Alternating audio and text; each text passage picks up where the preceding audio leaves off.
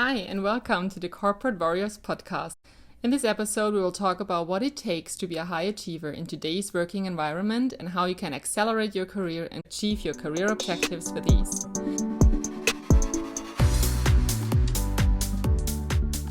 Now, let's start today with an analysis of what we all see in our everyday lives. People that have reached their career objectives but that do not seem at ease. I guess we all know them, right? The people that seem to take their careers more seriously than their lives, that gave up everything just to be in that corner office, and that have neither an intact family nor friends, that do not take vacations. They say they do it for their job, but there is this high probability that they just do not know what to do with themselves outside of the office. So let me tell you, you do not want that. And if you really do, you should stop listening to this podcast just right now. Because here in this podcast, we're talking about taking a holistic look at your career and share tips and tricks on how to make it easy for you to advance, all while staying true to yourself. Because in the end, there's only one you. There's no work me and leisure me. Of course, yes, I do agree. There are different facets to your character, and you do not have to talk to your mom the same way that you would talk to your boss. But if you play the game long enough, you can take a step back and look at your achievements and how you got there. And there must be similarities for both facets of you that you can detect. So, what are the layers of yourself that you need to be aware of and potentially shape into a certain direction that will lead to your individual career success? First of all, what is really important should be the baseline of everything you do, if it's a project at work or your own personal and career development. You have to know yourself and your individual and current strengths and weaknesses. You have to be able to do a proper analysis of your current state of affairs and your current situation, your current management of time, your current acting, your current personality, in order to know where you're actually starting from. Then from there, you need to know where you want to go, ideally in the short and the medium term. It is very much so that people are in their careers and they're just floating. They don't know what is the next step to take because they do not know where they want to go. So these 2 points are just essential in order to have a career that is fulfilling you and it is being shaped according to your individual objectives. Third, of course, once you know where you want to go, you need to understand what skills you actually need to get there. It's not all just flowers and sunshine, right? Obviously, you need hard fact skills that you can deploy at your job and potentially also in your private life that will enable you to fully own this position of the future. You also need to understand your environment and be able to use business analysis for your own. So most of us during their studies, they have learned stuff like SWOT analysis or Porter's 5 forces. So why do people only take that into account for a company's situation, but not for their personal situation inside a company? Do it. Be the one person that actually uses all of the things that they have had to learn and actually apply them for your own benefit. This is so driving me crazy that people learn stuff and they're like, oh, I don't need that anymore. You just need the risk analysis if you're in finance. False. You need to be able to do that for your own career. So let's continue. Another very important trait is to become an automatic reflector, is what I called it. It means basically to be able to reflect from an external perspective what has happened to you and with you during your workday. So for instance, why did people react the way they did when you presented them a certain idea of yours? What was it that triggered your boss to go down either a certain rabbit hole or to get really angry? What did you do differently today to make a difference for your immediate results? What is it that others do around you that makes them successful or unsuccessful? And last but not least, along the way, we will need to take a look at you deep down and understand what traumas you have and how you can heal them. Because you don't want to be the boss in the end, in your corner office potentially, right? That is running around being triggered by the same traumas that you might have experienced in your childhood. And I'm not talking about big ass traumas. I'm talking about the the feeling of not being heard. I'm talking about the feeling of not belonging. Those are small traumas that can be a big, big block in your professional career, and that can really impact you in a way that you're not able to achieve that with ease.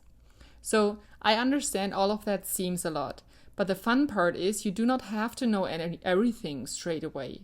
You have time to learn all of these skills one step after another. And the great thing is, once you know a skill and you are able to reflect and take an objective look at yourself, you see yourself using that new skill and you see the success, this will be such a great motivator for you to keep going. And the more you work on yourself as a person, the quicker you will be able to master these traits. Because as Jim Rohn said, you need to work harder on yourself than you do at your job. And no HR team requires you to do this. This is why this is kind of a hidden secret. You need to be in the personal development game and be able to match that with your career objectives. And this is exactly what we're here for. Because the more you master those skills, the easier it will get for you. And the key here is really to not just come in and claim the throne, but to nurture and build up all these skills needed to be able to stay in the throne once you're there. So as a short reference or metaphor, just take a look at Daenerys Targaryen as an example. I guess most of you have watched the Game of Thrones. She came from nowhere and got bullied by her brother, treated like a second-class woman and traded in even. So she was on the ground. She had nothing, zero. But if you have seen the series, you know what happens next. If you watch it again from a personal development perspective, you could potentially say that she found her inner strength to start shaping her own reality and stepping out of the victim mode all by herself. Through that step, she got a feeling of strength that she had never experienced before, and that fueled her to stay more and more true to herself. It gave her this incredible power. In the series, it's the power that she had since birth, but she needed to claim first. And it is there the power to be the mother of dragons, to be able to ride them and collaborate with them. But you could see the dragons as her unique skill. It could be that she's incredible communicator at job, right? It could be that she's incredibly good at building strong networks. And she uses this power very strategically in order to reach her objectives. Basically, she starts to use this power and strength first impulsively, which is what's happening really, really often. But then she develops the understanding that she needs to use this unique strength strategically. She learns about the Game of Thrones, so she learns about how it all works from the people that are there already or that are close to people that are there already. And she learns to build up a network of allies, and they work together to make the shift in power happen that was before unheard of. So obviously this is a short example, but it's an example in many different ways. On the one hand, it's an example of how this woman stepped into her true strength. And on the other hand, it shows that it is a step-by-step process, and it's okay to learn one step after another. You don't have to know it all tomorrow after one podcast. I mean, it would be great, wouldn't it? But we all know that's not how life is, and this is why life is just this incredible journey. However, it shows us exactly what I meant before. So if you become fully aware of your strengths, if you fully embody them in your everyday life and strategically use these in your career, you will receive results that you have never dared to dream about. And since you do it from an aligned form, where you are staying fully true to yourself, it will feel easy. Because the hard part for most people is to play a role, to play this constant role every day of the work week. And you do not have to play it. You can own it. You finally embody the role that you were always meant to have on this earth. Does this make any sense to you? So, well, of course, I want to not put aside the fact that Daenerys, in the end, she completely burns down an entire capital. But let's put that aside for another podcast episode. So, what is the first step that we can take here together to start the journey? I would say, let's start with something fun. Let's start with building a vision of your future. So, the next weekend, Take some time for yourself and imagine what you would look like, or what you would like your life to look like, and your career. Not tomorrow, but let's say to start in 5 years. Make it easy and fun. So sit down on the next Sunday morning in a quiet place with your coffee and start to dream. Dream consciously. Everything is allowed. So do it like this. Close your eyes. Take 3 deep breaths in through the nose and out through your mouth. Now, visualize your goal getting out of your body, floating up in the air. Well, we do that because the soul in the scenario is able to time travel. And travel into the future, like these 5 years from now. Where are you? In what state or country are you living? What house or apartment are you living in? Where do you work? What is your job? How does your job make you feel like when you come home from work? What do you tell your partner, your friends, or your dog?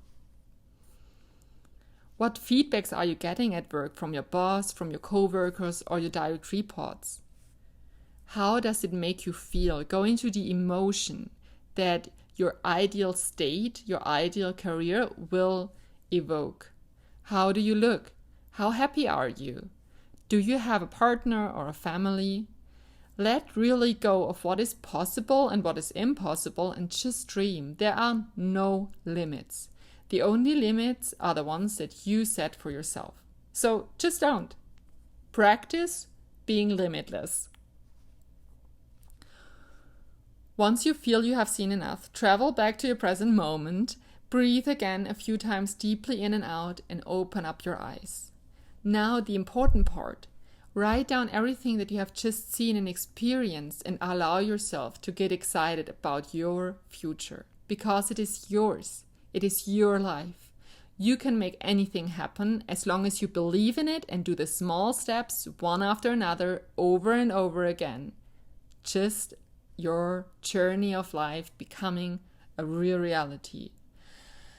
I am so deeply grateful to be part of this extraordinary journey of yours and to be able to help women shape their dream careers with ease. I hope this episode gave you a solid glimpse into my work and my mission. And in the next episodes, we will dive deeper into individual topics and skills and talk more and more about the concrete steps that you can take to get there, one revelation at a time. I'm so looking forward to these journeys, and I will see and talk to you next time.